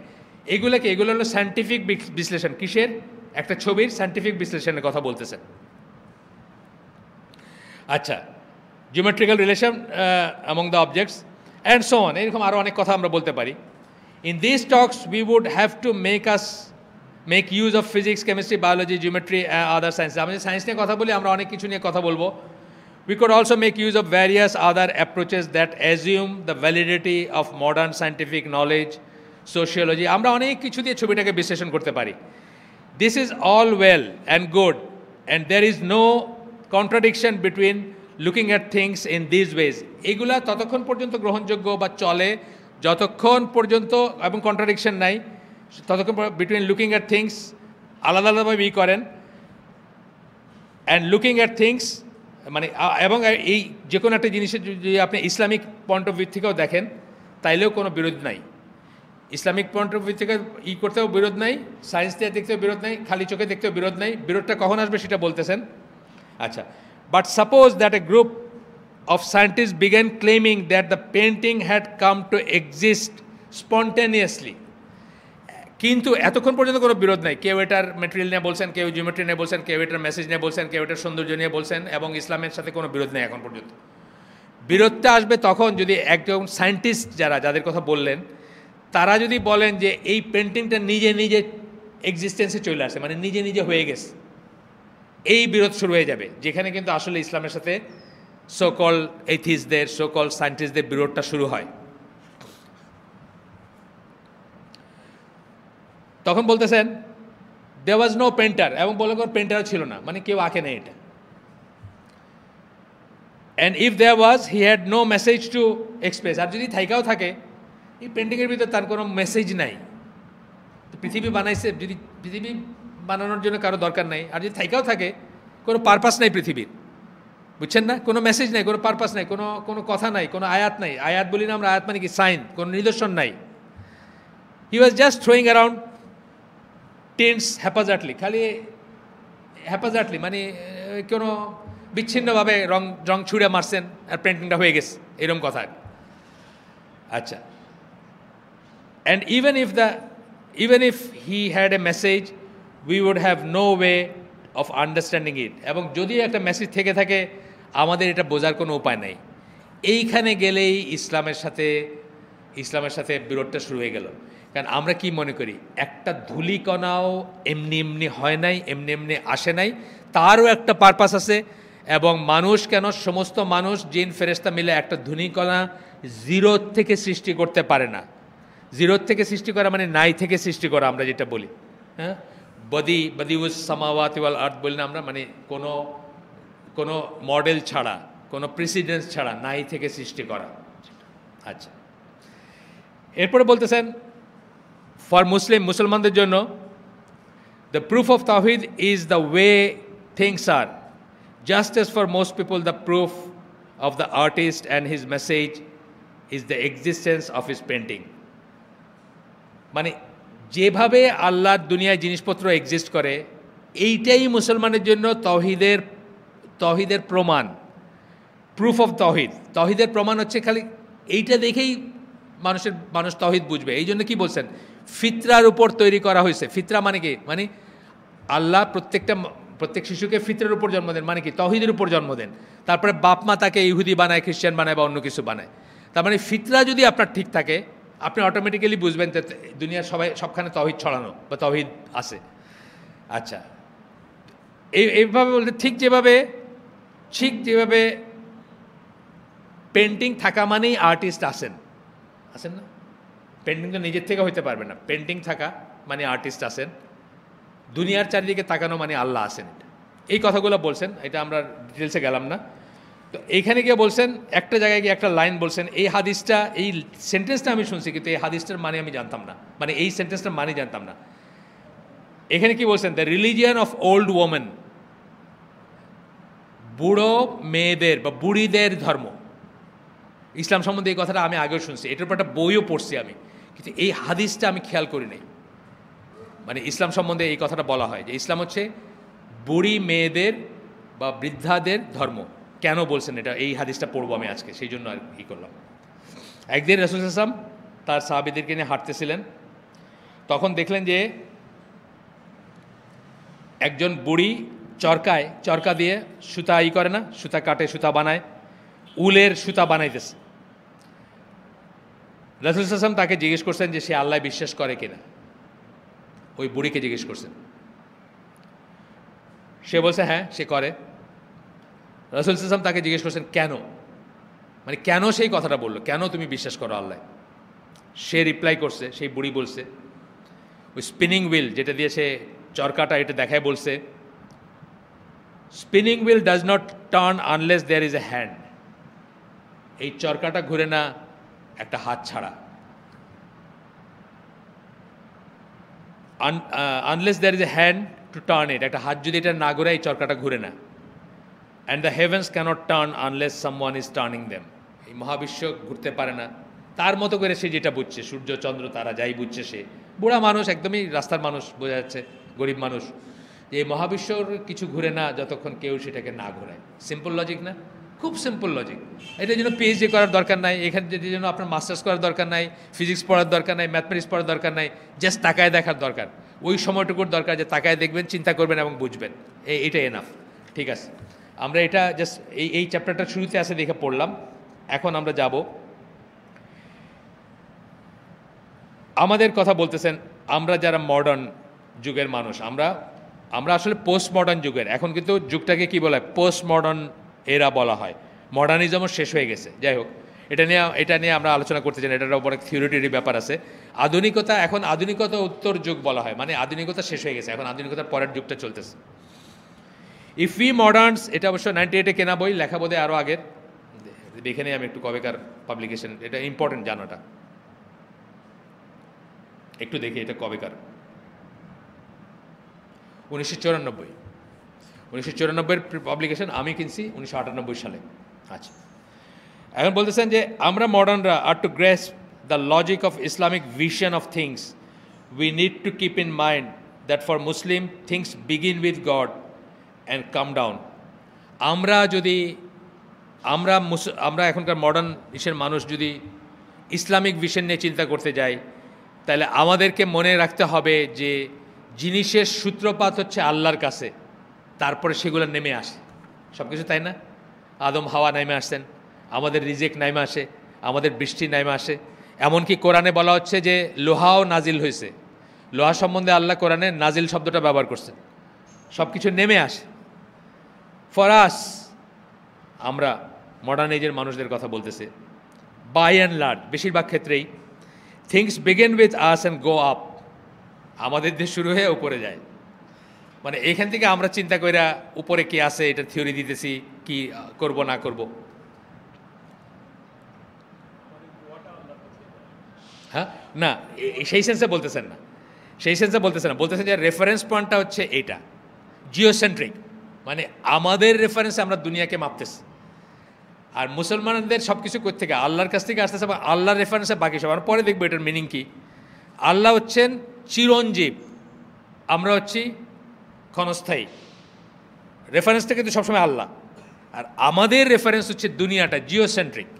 যেটা আমি ডারউইনিজমের বেলায় বলছি, যে ডারউইনিজমের প্রথম ভ্রান্তি হচ্ছে ডারউইনিজম অ্যাজিউম করে যে এই পৃথিবীটাই হচ্ছে সব কিছুর কেন্দ্র, আর লাইফটা পৃথিবীতেই শুরু হয়েছে, ওই অক্সিজেন কার্বন হাইড্রোজেন মিলে পৃথিবীতে শুরু হয়েছে। ডারউইনিজম কিছু কিছু জিনিস হয়তো লজিক্যাল হইতে পারে, বাট একটা জিনিসের শুরুটাই যখন ভুল, এটা নিয়ে বাকিটুকু আগানোরই দরকার নাই আমি মনে করি, কারণ লাইফ পৃথিবীতে শুরু হয় নাই, এটা এখনকার মোটামুটিভাবে সবাই অ্যাকনোলেজ করেন। লেটেস্ট থিওরি বলে যে লাইফ মহাবিশ্ব মানে আউটার স্পেস থেকে আসছে, পৃথিবীর থেকে শুরু হয় নাই। 2003 সালটা এদিকের রিসার্চ বলে। আচ্ছা, দেখেন এখন কি বলতেছেন, যে আমরা এখান থেকে আমাদের সব কিছু শুরু। From the modern perspective even speaking of up and down becomes problematic. আর তারপর দেখা যাবে যে আমরা আপ অ্যান্ড ডাউন যেটা বলি এটাও প্রবলেমেটিক, কারণ আপ অ্যান্ড ডাউন বলতে আসলে কিছু নাই, ঠিক না? উপর এবং নিচ বলতে আসলে কিছু নাই। Since we have to choose a standard by which to জাজ direction and people do not really agree on such things. মানে আমাদের জন্য, মুসলমানদের জন্য বলতেছেন রেফারেন্সটা হলো আল্লাহ, আল্লাহ থেকে সব কিছু নেমে আসে। আর মডার্ন যারা আমাদের, তাদের জন্য কি পৃথিবীটা রেফারেন্স, এটা থেকে উপরের মানে আমাদের সব কিছুই গণ্ডগোল, এটা বোঝাতে এসেছেন আর কি উনি প্রথমেই। আচ্ছা, এইটা বলে তারপরে শুরু করছেন ডিভাইন নেমস, মানে আল্লাহর নামগুলা শুরু করছেন। Since Quran itself is God speech, কোরআন কি? আল্লাহর বাণী, আল্লাহর কথা। এটা কিন্তু একটা বড় আন্ডারস্ট্যান্ডিং। এবং এটা আমি প্রথম পড়ছিলাম মৌলানা মওদুদির তাফহিমুল কোরআনের ভূমিকাটা, আপনারা পড়েন। এটাতে অনেক গণ্ডগোল আছে এই তফসির, আমরা রিকমেন্ড করি না, কিন্তু এটার এই শুরুর ভূমিকাটা আসলে খুবই সুন্দর, সবাই পড়া উচিত। এবং এত সুন্দর করে বোধহয় আর কেউ এটাকে অ্যাড্রেস করেন নাই যে কোরআনটা কি। কোরআনটা হচ্ছে আল্লাহর কথা। হ্যাঁ, আল্লাহর কথা। কথা কার কাছে? প্রাইমারিলি নবীর কাছে, বা নবীর যারা সাহাবী ছিলেন, বাই এক্সটেনশন আমাদের কাছে। ইয়া আইয়ুহাল্লাযিনা আমানু, তখন আমরা কি করব? কান খাড়া করব। যদি আমরা কান না খাড়া করি আর মনে করি যে এটা খালি মক্কার লোকদের কাছে বা মদিনার লোকদের কাছে আসছিল, তাইলে আপনি ইয়া আইয়ুহাল্লাযিনা আমানু মানে হে ইমানদারগণ, ওই গ্রুপের বাইরে আপনি। সুতরাং আপনার সাবধান হওয়া উচিত। সবসময় মনে রাখা উচিত যে আপনিও একজন, আপনাকেও অ্যাড্রেস করা হয়েছে। এটা যেটাকে আমরা অ্যাড্রেসি বলি, একটা কথা বলি না, আপনাকেও অ্যাড্রেস করা হয়েছে। তো বলতেছেন এভরিথিং উইদিন ইট এক্সপ্রেসেস গড। কোরআনের ভিতর সব কিছু আল্লাহকে প্রকাশ করে, আল্লাহকে প্রকাশ করে, প্রকাশিত। মনের কথা বললে আমরা কি করি? একটা চিঠি লিখি, কি আমরা নিজেকে প্রকাশ করি। এবং প্রত্যেকটা মানুষের কথা হচ্ছে তার একটা আইডেন্টিটি। আমি যখন পুলকরে নিয়ে কথা বলতেছি সেটাও আমার একটা আইডেন্টিটি। কেন? আমি যেভাবে পুলকরে নিয়ে কথা বলতেছি, person B will or C will not talk in that way or speak in that way. কাজে এই জন্য আমরা কোরআনকে কি আল্লাহর সিফাত বলি না? কোরআনকে আল্লাহর সিফাত বলি এবং আনক্রিয়েটেড বলি, কারণ এটা আল্লাহকে রিপ্রেজেন্ট করে, এক্সপ্রেস করে। জাস্ট এজ এভরিথিং ইউ সে, যেমনভাবে, যেটা আমি বলে ফেলছি, যেমনভাবে যা কিছু আপনি বলেন, আমি পুলকের কথা বললাম, এটা তো আর কোনো ধর্মের কথা না, কিন্তু যা কিছু আমি বলি, even if you are quoting someone else, যদিও আমি কোটও করি কাউকে, যেমন আজকে আমি এই বইটা কোট করতেছি, আমি একভাবে করছি, আরেকজন আরেকভাবে করবে। এই বইটা যদি আরেকজন পড়ে আপনাদের সামনে, সে আরেকভাবে পড়বে। এক্সপ্রেসেস হু ইউ আর, সেটা এক্সপ্রেস করে আপনি কে। তাহলে কোরআন এক্সপ্রেস করে আল্লাহ কে। এমনকি যে কথাগুলো আল্লাহ সৃষ্টি নিয়ে বলছেন, তাকে নিয়ে বলছেন, তার ক্ষমতা নিয়ে বলছেন, তার দয়া নিয়ে বলছেন, তার রাগ নিয়ে বলছেন, সেগুলো তো করেই। এমনকি যে মান্ডেইন জিনিসগুলো আমাদের কাছে যেগুলো মান্ডেইন মনে হয়, সেগুলোও কিন্তু আল্লাহকেই এক্সপ্রেস করে। হ্যাঁ, মিথ্যা কথা বললো না, এক্সপ্রেস করে না আল্লাহকে। শয়তানের বইয়ে, শয়তানরা বই লেখে যেগুলো, ওগুলো কি লেখা থাকে নাকি? ওগুলো থাকবে আরেকজনের বউরে কী বলে আপনি পটাবেন, সেটা থিওরি আছে না? কী করে আরেকজনের বউর কাছে ইমপ্রেস করবেন নিজেরে, শয়তানের থিওরি এটা। এবং দুনিয়াটা তো শয়তানরাই চালাইতেছে, বুঝছেন না? তো এমনকি যদি জিনিসটা অন্য প্রসঙ্গেও হয়, তাইলেও সেটা আপনাকে এক্সপ্রেস করে। ঠিক একইভাবে আরেকজনের কিছু কোট করলেও করে, একইভাবে কোরআন, গোটা কোরআনটাকে আল্লাহকে প্রকাশ করে। এইভাবে কিন্তু চিন্তা করিনি আমি কখন এই বইটা পড়ার আগে। গোটা কোরআনটাই আসলে আল্লাহকে প্রকাশ করে, আল্লাহ নিজেকে প্রকাশ করেন গোটা কোরআনে। তারপরে বলতেছেন, but in order to understand Allah's self expression, আল্লাহর নিজেকে নিজে যে এক্সপ্রেস করলেন, এইটা বোঝার জন্য we need a vantage point from which to begin our survey. একটা উপযুক্ত পয়েন্ট থেকে আমাদের শুরু করতে হবে। আল্লাহ সম্বন্ধে যখন আল্লাহ যে নিজেকে প্রকাশ করলেন, এটা বুঝতে হলে একটা উপযুক্ত জায়গার থেকে করতে হবে। ঠিক যেভাবে আপনি একটা শহরের ভিউ পাইতে হলে একটা উপযুক্ত জায়গায় দাঁড়ায়, একটা ওইরকম পয়েন্টে দাঁড়ান যেখান থেকে একটা সুন্দর ভিউ পাওয়া যায়। আপনি দেখবেন বড় বড় শহরগুলোতে থাকে যে এই জায়গাতে উঠে দেখলে গোটা শহরটা দেখতে পাবেন। আমি যখন টুইন টাওয়ারগুলো দাঁড়ায় ছিল, তখন সাউথ টাওয়ারে উঠছিলাম 1982 সালে, আমি, আমার ওয়াইফ, আমার ছেলে। তো ওইখানে কিলারডোস্কোপ ছিল, মানে ওই দূরবীন মার্কের একটা জিনিস যেটাতে দেখা যায়। ওইটা কেন দিছে? ওইখান থেকে সারা নিউ ইয়র্কের ম্যানহাটন বা আশপাশের অনেক কিছু দেখতে পাবেন। অনেক শহরেই থাকে। আমি এসে দেখছি যে পুসান কোরিয়াতে পুসান টাওয়ার আছে, ওইখান থেকে আপনি পুরো শহরটা দেখতে পাবেন ভাই, এরকম জায়গা আছে। যাই হোক, তো এরপরে বলতেছেন দ্য অবভিয়াস ভান্টেজ পয়েন্ট, মানে সেই পয়েন্টটা যেখান থেকে আল্লাহর এক্সপ্রেশনটা আপনি বুঝবেন, আল্লাহ যে নিজেকে প্রকাশ করলেন এটা বুঝবেন, সেটা হচ্ছে to take the first pillar of the religion, the shahada, the fact that there is no God but God. ওই পয়েন্টটা হওয়া উচিত আমাদের শাহাদার প্রথম অংশটা, অথবা প্রথম শাহাদাটা লা ইলাহা ইল্লাল্লাহ। ওই পয়েন্ট থেকে আপনার আল্লাহ নিজেকে যে প্রকাশ করছেন, এইটাকে বুঝতে চেষ্টা করা উচিত, এটাকে দেখতে চেষ্টা করা উচিত, জানতে চেষ্টা করা উচিত। আচ্ছা, তারপরে বলতেছেন what sort of being is designated by this word Allah? যখন আমরা আল্লাহ বলি, কি ধরনের বিং বলতেছেন? বিং মানে যার সত্তা আছে। আমি আর কোনো ল্যাঙ্গুয়েজ পাচ্ছি না। বিং মানে আমরা প্রাণীকেও বলি, কিন্তু আল্লাহর ব্যাপারে সেটা তো আর বলতে চাচ্ছি না আমি। মানে প্রাণী বললে যেটা বোঝায় সেটা বলতে চাচ্ছি না, সত্তাই বললাম আমি এখানে। কী ধরনের সত্তা আল্লাহ, যে কী ধরনের সত্তা উনি? The typically Islamic way of answering this question is two refer in the first place to the Quran, says explicitly about God. আচ্ছা, এখানে কি হইতে পারে সেটা? Typically Islamic way of answering হচ্ছে যে আল্লাহ first place, to what the Quran says explicitly about God. আল্লাহ কোরআনে এক্সপ্লিসিটলি আল্লাহ সম্বন্ধে কী বলা হয়েছে? এক্সপ্লিসিট মানে প্রকাশ্যে, একদম খোলাখুলি আল্লাহ সম্বন্ধে কী বলা হয়েছে।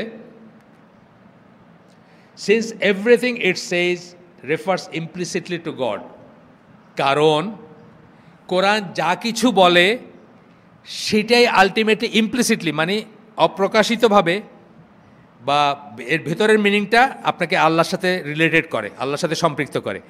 কিন্তু প্রথমে আমাদের শুরু করতে হবে আল্লাহ এক্সপ্লিসিটলি কী বলছেন, প্রকাশ্যে কী বলছেন। ভিতরে ভিতরে তো সব কিছুই, মানে যখন বলতেছেন যে বাবা মার কথা, যে ওয়াবিল ওয়ালিদাইনে ইহসানা, এটা অ্যাকচুয়ালি আল্লাহর সাথে রিলেট করতেছেন। কে বলতেছেন কথাটা? কাকে খুশি করতে করবেন?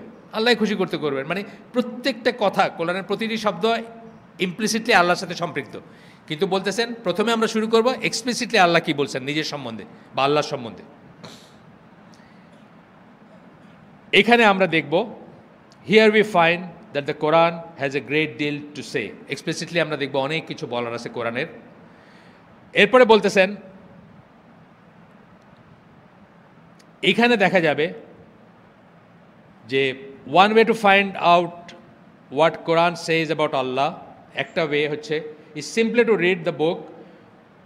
জাস্ট কোরআন হাতে নিয়ে পড়তে শুরু করলেন বা যদি বোঝেন Arabic. But we have already suggested that a number of barriers stand in the way of making this an easy approach for modern people. কিন্তু আমরা আগেই বলছি যে মডার্ন মানুষদের জন্য এটা একটা একটা একটা প্রবলেমেটিক ব্যাপার, যে কোরআন হাতে নিয়ে আপনি বুঝে যাবেন যে আল্লাহ কী বলছেন, আল্লাহ কী করছেন, নানা কারণে। সেটা আগেও বলছেন, এই বইয়ের আগে বলছেন, বা মাঝখানে আমরা একটু আলাপ করছি এটা নিয়ে। আচ্ছা, আমরা মনে রাখবো যে কোরআন হচ্ছে ইনফাইনেটলি রিচ একটা বই। উনি বলতেছেন মানে অসীম, অসীম, ইনফাইনেট মানে কি অসীম, রিচ মানে সমৃদ্ধশালী একটা বই, মানে that has inspired countless philosopher, theologians, jurist, poets, যা অনুপ্রেরণা হয়ে দাঁড়াইছে কার জন্য? কাউন্টলেস, অসংখ্য ফিলোসফার্স, দার্শনিক, যারা ইভেন মুসলিম না, যারা কোনোদিন ইসলাম গ্রহণ করেন নাই, করবেন না। এই শতাব্দীর, গত শতাব্দীর আমি এক ডজন বলে দিতে পারি আপনাকে, যারা ইসলাম গ্রহণ করেন নাই কিন্তু তাদের ইন্সপায়ারেশন ছিল এটা। তারা এখনও ইসলামের পক্ষে, ইসলামকে নিয়ে কথা বলেন, অথচ তারা মুসলমান হয়তো হন নাই বা মানে হইতে পারেন নাই, যাই হোক। তো বলতেছেন যে থিওলজিয়ান্স, আপনারা জানেন, আপনাদের বলছে ক্রিয়েশনিস্ট যাদেরকে বলা হয়, খ্রিশ্চানদের ভিতরে কনজারভেটিভ খ্রিশ্চান যারা আমেরিকায়, তাদের ভিতরে একটা গ্রুপ আছে ক্রিয়েশনিস্ট, যারা সৃষ্টিতত্ত্বে বিশ্বাস করেন বা সৃষ্টিতত্ত্বের পক্ষে আন্দোলন করেন, এবং ডারউইনিজম বা ইভলিউশন যারা করে তাদের বিরুদ্ধে তারা কথা বলেন। তারা কি করেন? তারা ইলমুল কালামকে, মানে কালাম শাস্ত্রকে ইউজ করেন তাদের যুক্তি করার জন্য। কালাম শাস্ত্র তারা কোথায় পাইছেন? ইসলাম নিয়ে পড়াশোনা করতে গিয়ে পাইছেন না? কোরআন নিয়ে পড়াশোনা করতে গিয়ে, ইসলাম নিয়ে পড়াশোনা করতে একসময় ওই পর্যায়ে এসে ঠিকছেন। কালাম শাস্ত্র আমি বলতেছি না যে আমাদের জন্য গ্রেট কোনো তা না, কিন্তু আমি বলতেছি যে এইভাবে নানা পথে, নানা রকমের দার্শনিকরা, থিওলজিয়ান্সরা, জুরিস্টরা, জুরিস্ট মানে যারা ফিক কী করেন বা ফকি, আমাদের ফকি তাদের ফকি, আমাদের ফকিরাও তাদের ফকিরাও। যেমন ধরেন সিলেটের হিন্দুরা অপ্ট করছিল মুসলিম উত্তরাধিকার আইন, তারা গ্রহণ করছিল স্বাধীনতার, মানে পাকিস্তান যখন হয় তখন ওইটার পক্ষে অপ্ট করছিল যে তাদের উত্তরাধিকার আইনটা হবে মুসলিম উত্তরাধিকার আইন। তো এটা কি তাদের ফকিরা ইসলামী নিছে না? তাদের ফিক শাস্ত্রবিদ যারা, তারা কি করছে? ইসলামী ফিককে গ্রহণ করছে। আচ্ছা, এই যে সুফা টুফা আছে না, এই যে শফি করা বলে না একটা কথা, যে আমার জায়গার পাশের জায়গা আপনার, আপনি আমার না করে আরেকজনের বাইরের লোকের, দুষ্ট একটা লোকের কাছে বেচে দিলেন, এটা আপনি পারবেন না। আপনি যদি আমার জায়গার পাশের জায়গা আপনারটা বেচতে চান, আমার প্রথম জিজ্ঞেস করতে হবে। তার মানে এটা না যে আমি আপনার আবার প্যাসে ফালাইয়া আপনার দাম দিব না, সেটাও না, কিন্তু জিজ্ঞেস করতে হবে। এটা মোর ইসলামিক, তাই না? আপনি আমার নেইবার ছিলেন, আপনি চলে যাচ্ছেন, একটা খুব বাজে লোকের আমার পাশের জায়গাটা একটা ডাকাইতে বেঁচে দিয়ে গেলেন গিয়া, আমি জানলামই না, বুঝছেন না? এটা ঠিক না। এটার ভিতরে জাস্টিস আছে, এটা এটা কিন্তু ইসলামিক, সুফা জিনিসটা কিন্তু ইসলামিক। আচ্ছা, যাই হোক, এরপরে বলতেছেন যে ওভার দ্য সেঞ্চুরিজ, শতাব্দীর পর শতাব্দী ধরে, not to speak of its effect on people from, আচ্ছা মানে আর মানে বড় বড়দের কথাই বললেন, সাধারণ মানুষের উপর তো এটার এফেক্ট আছে কোরআনে, সেগুলো আর বললেন না। তারপরে বলতেছেন we can say that the Quran summarizes its teaching about God in what it calls আসমাউল হুসনা। আল্লাহ সম্বন্ধে তার শিক্ষা যেটা দিতে চায় কোরআন, সেটাকে সামারাইজ করছে, সামারাইজ মানে সারমর্ম সেটার করছে কোথায়, যখন আল আসমাউল হুসনা কথাটা বলছে, অর্থাৎ আল্লাহর আল আসমাউল হুসনা কথাটার প্রথম মানে হচ্ছে বিউটিফুল নেমস, মানে দুইটাই সিফাত মৌসুফ, আপনারা জানেন যারা আরবি তো এখানে এক্সপার্টরা আছেন। এটা হচ্ছে যে সুন্দরতম নাম, সোজা কথা সুন্দরতম নাম। The word al husna is superlative adjective of hasan. হাসানের মানে দুইটা মিনিং হয়, একটা সুন্দর, একটা ভালো।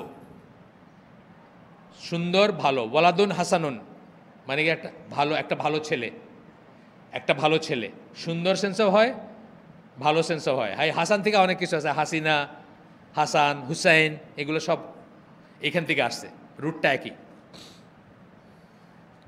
তো বলতেছেন যে আল হুসনা হলো সুপারলেটিভ। সুপারলেটিভ মানে সবচেয়ে, আমরা কি বলি কম্পারেটিভ, একটা normal, good, better, best. Good হচ্ছে নর্মাল ভালো, বেটার হচ্ছে দুজনের ভিতর ভালো, সুপারলেটিভ হচ্ছে বেস্ট। এইখানে বলতেছেন যে এটা হচ্ছে সুপারলেটিভ ডিগ্রি যখন আমরা এইভাবে বলবো। আচ্ছা, আল্লাহর সবচেয়ে সুন্দর নামগুলো যখন আমরা ডাকবো, the Quran is implying that just as God himself is good and beautiful, so also the names. কোরআন বলতে যাচ্ছে যে আল্লাহ যেমন সুন্দর এবং ভালো, সেরকম তার নামগুলো সুন্দর এবং ভালো, এটা বলতে চাচ্ছে কোরআন এইভাবেই করে। আচ্ছা, এরপরে 99 নেমসের ফেমাস হাদিসটা বললেন। তারপরে বলতেছেন যে number should not be taken to literally, যেটা আমরা আগেই বলে ফেলছি যে লিটারালি নেবেন না, যে 99টাই আছে 100টাও না 98টাও না, এরকম না। Since there is no complete dependable list of the names, মানে কমপ্লিট এমনই না যেটা অ্যাগ্রিড আপন ডিপেন্ডেবল 99টা, এরকম কোনো ব্যাপার নাই, এর চেয়ে বেশি। And it is easy to find more than 99 names of Allah in the Quran.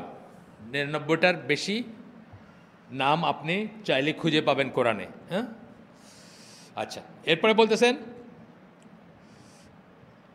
in any case there is no disagreement on the fact that Quran often ascribes names of God. Among commonly employed Quranic names are merciful. কোরআনে অনেক সময় আপনি দেখেন তো অনেকটা আয়াতে দেখতেছেন না, ওয়াহু আলা কুল্লি শাইইন কাদির, হ্যাঁ, শাইউন শাহিদ, সরি না, হ্যাঁ শাইউন শাহিদ আছে, তারপরে আজিজুল হামিদ, হ্যাঁ আজিজুল হাকিম, যেখানে যেটা অ্যাপ্লিকেবল। এটা কিন্তু একটা সাংঘাতিক, এইটা আবার একটা সায়েন্স। এটা নিয়ে যদি পড়াশোনা করেন আপনি দেখবেন যে কোনো একটা জায়গায় এই প্লেসমেন্ট অফ দ্য নাম, কোনটা আগে কোনটা পরে এবং কোন দুইটা, এই প্রত্যেকটার মিনিং আছে এবং এই প্রত্যেকটা সিগনিফিক্যান্ট। যেই জন্য মঞ্জুর আলী ভাই বলছিলেন একদিন, বা এমনি এটা প্রায়ই বলা হয়, মানে উদাহরণ দেন তারা, যে ওই যুগে আর কি কেউ একজন কোরআন ইমিটেট করতে চাইছিল, ওই যে নামগুলো যেভাবে প্লেস করছে ওটা দেখে বলছে দূর এটা কোরআনেরই না। মানে একজন বেদুইন আরব খালি নামগুলো যেখানে একটা আয়াতের পরে যে নামটা প্লেস করছে, ওই যে মুসাইলামা কাজ্জাব বা এরা চেষ্টা করছিল না সূরা বানাইতে, করতে, আয়াত বানাইতে, তো জাস্ট যেভাবে নামের অর্ডারটা প্লেস করছে এটা এটা হাস্যকর, এটা কোরআনেরই হইতে পারে না, এত সিগনিফিক্যান্ট। কোনটা আগে কোনটা পরে বা কোন দুইটা ইউজ করা হলো একটা জায়গায়, আমরা দেখি না অনেক সময় গফুরুল ওয়াদুদ, আল গফুরুল ওয়াদুদ, কত রকম কম্বিনেশনে আসছে, পুরা কোরআন ভর্তি। যাই হোক, সূরা বুরুজে আসছে এটা, গফুর ওয়াদুদ দুইটা পাশাপাশি আসছে। আচ্ছা, মোস্টলি যেগুলো ইউজ করা হয়েছে সেগুলো বলতেছেন compassionate, knowing, desiring, alive, powerful, creator, forgiver, loving, যিনি ভালোবাসেন, যিনি মাফ করেন, যিনি সৃষ্টি করেন, যিনি শক্তিশালী, যিনি জীবিত, হাই, আল হাই, তারপরে প্রতিষ্ঠিত, কাইয়ুম, আল কাইয়ুম, অ্যান্ড সো অন। আচ্ছা, যাক, এটা গেল উই সে পসিবল। আচ্ছা, এরপরে বলতেছেন যে একটা ছাড়া এখানে একটা কথা আসতেছি আমি, এই কথাটা ইম্পর্ট্যান্ট, এই জন্য এটা পড়ে শোনাই আপনাদের। Notice that there are no personal names, এই নামগুলো কিন্তু পার্সোনাল নাম না, এই যে কটা পড়লাম এতক্ষণ ধরে, হ্যাঁ,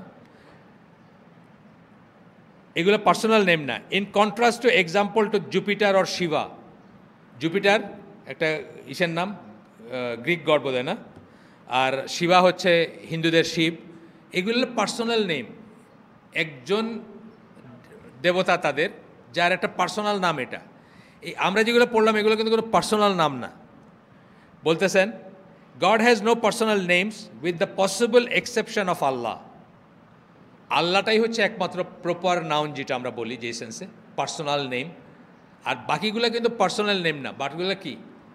বাকিগুলো হচ্ছে কোয়ালিটি, সিফাত, গুণাগুণ, অ্যাকশন, হ্যাঁ, এইসব দিয়ে নাম, পার্সন না, কিন্তু সেগুলো পার্সন করে না। এইখানেও অন্যান্য রিলিজের সাথে আমাদের মানে অন্যান্য রিলিজের সাথে গণ্ডগোল লাগে একটু। শিব একটা লোক, এটা চেহারা আছে, খুব ইজি না? মার্সিফুল অত ইজি না, কিন্তু এই মার্সিফুলের রেঞ্জ কি, কোন জায়গায় অ্যাপ্লিকেবল, কোন জায়গায় না। মার্সিফুল মনে করে আমি একেবারে ডুগডুগি বাজাইলাম, সারা জীবন মৌজ করে গেলাম, আমি ধরা খেয়ে গেলাম, তাই না? লিমিটটা কোথায়? মার্সিফুলের লিমিট আছে না? এরপরে কিন্তু আর মার্সি নাই, একটু গন্ডগোল আছে না? কিন্তু শিব আর এই লোটে জানি, লোটে এইসব কাজ করে আসতে যাই, করে আসতে যাই, মানে এর দৌড় কদ্দূর আমার জানা আছে, ব্যাস শেষ। আচ্ছা, with the exception of Allah, possible exception বলছেন। পসিবল কেন বলছেন এখানে আমরা একটু পজ নিয়ে বলি। আল্লাহকে অনেকে বলেন এটা আল ইলাহ, এইটা একটা থিওরি, সবাই এটাতে অ্যাগ্রি করেন না, অনেকেই করেন অনেকেই করেন না। এটা মডার্ন টাইমে আসছে, আগের দিনের স্কলাররা এটা নিয়ে অত গবেষণা করেন নাই বা এটাকে অত প্রপাগেট করেন নাই। এখনকার যুগে এটাকে অনেকেই গ্রহণ করেন যে আল্লাহ কথাটা আসছে আল ইলাহ থেকে, দি গড বা দি ডাইটি, মানে আমরা একজনকে যখন বলি নির্দিষ্ট করে বলি না, সেটার থেকে আসছে। যাই হোক, এটা বললাম এই জন্য উনি বললেন পসিবল, এই জন্য বললাম because the issue is not addressed in quite the same way in Muslim theology. ইসলামে যে ধর্মতত্ত্ব আছে সেখানে এইভাবে করা হয় না, এটাকে সবাই এটা মনে করেন না। আচ্ছা, for example some theologians derive the word Allah from ইলা, যেটা বললাম, and hold that it means simply the God, মানে যা আল্লাহ একজন, মানে দি গড, মানে নির্দিষ্ট করে আল্লাহকে বোঝানো হচ্ছে। Although there are several other suggestion as well, যদিও অন্যরা অন্য কথা বলেন। মডার্ন ফিলোলজিস্ট বললেন typically consider this particular opinion to be correct. Modern philologist কাদের বলি? ভাষাতত্ত্ববিদ যারা, তারা মনে করেন যে এইটা কারেক্ট। মডার্ন যারা তারা মনে করেন, কিন্তু আগেররা মনে করেন না। But it is not simply a question of philology because it also has theological implication, and this helps explain why many Muslim authors ignore what modern scholars consider obvious.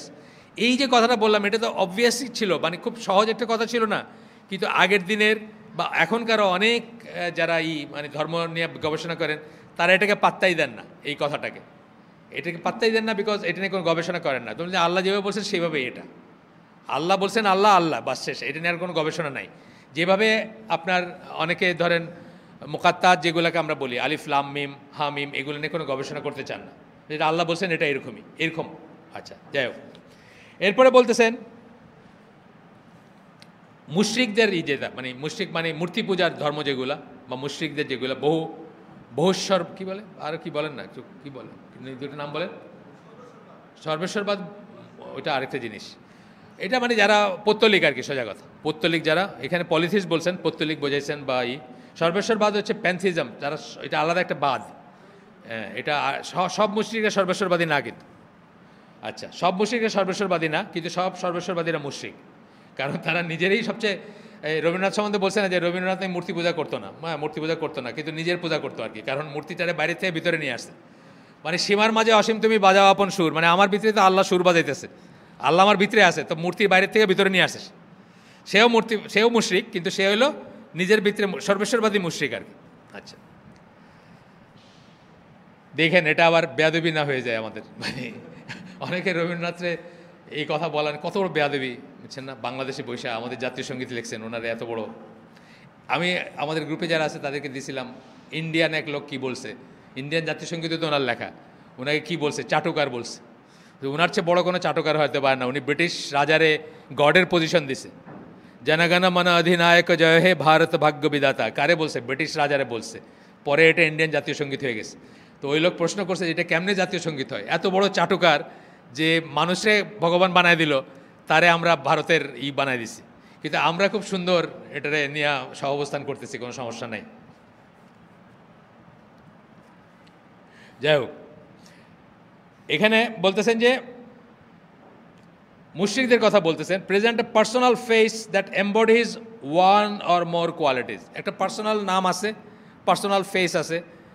কেউ মারে, কেউ কাটে, কেউ বিয়া দেয়, কেউ শিক্ষা দেয়, কেউ টাকা দেয়, আছে না?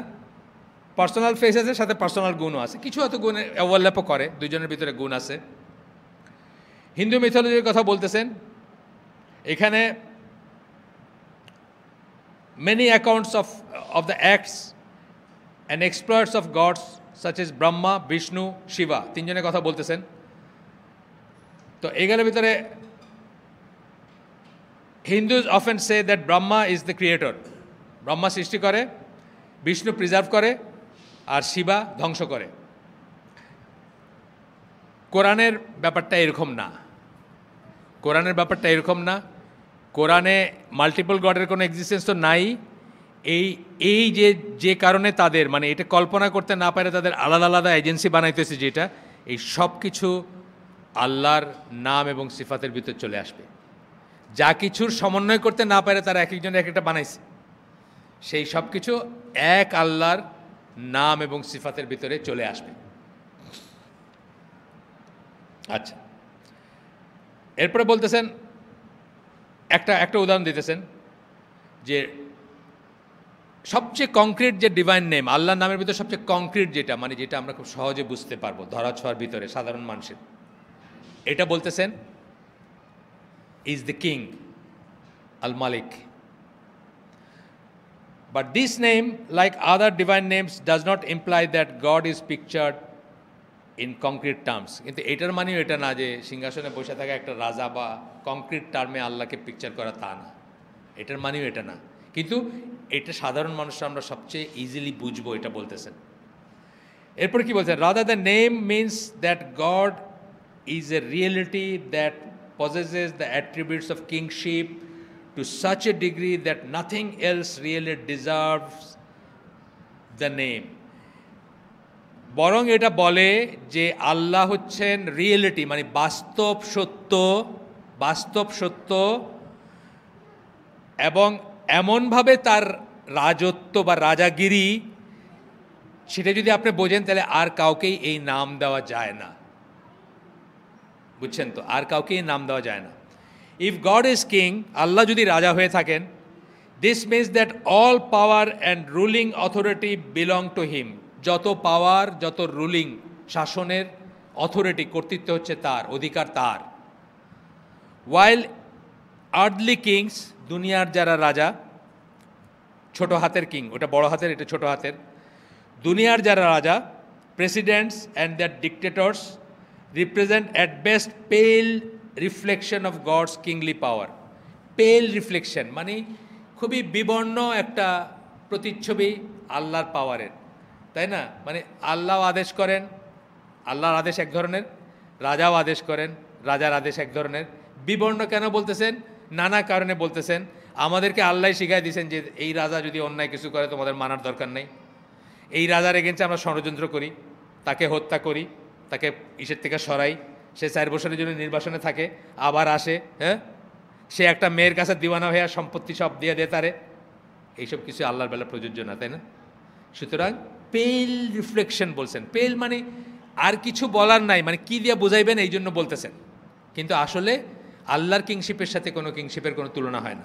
এটাই আমরা দেখব সব কটা নামের বেলায়। আমরা যখনই পড়বো, আমরা কটা পর্যন্ত যাব? এটা একদিনে বলছিলাম, এটা তো কিছুই না, একদিনে শেষ। আমার তো মনে হচ্ছে 4 দিন লাগবে। আমি যে স্পিডে যাইতেছি 4 দিন লাগবে। মাঝখানে অনেক আউলফল না, মানে যাই হোক, মানে এক্সট্রা কথাবার্তা আসতেছে, তো হয়তো 4 দিন না লাগুক। কটা পর্যন্ত, কটা আজকে আজান কটায়? 10, 5-এ শেষ করে দিই না? আচ্ছা, আসেন। এর ভিতরে অনেক কথা আছে, আমি সব পড়তেছি না। আমি তো মানে আসলে আমি 2টা পৃষ্ঠা পড়লাম এতক্ষণে, 2টা পৃষ্ঠার সব না, হাইলাইটেডটুকু পড়লাম শুধু। আচ্ছা, এরপরে বলতেছেন যে নানাভাবে কী করতেছেন, আল্লাহ হচ্ছেন প্রেজওয়ার্দি, আল্লাহ হচ্ছেন নোয়িং, আল্লাহ হচ্ছেন স্ট্রং, আয়াত কোট করতেছেন।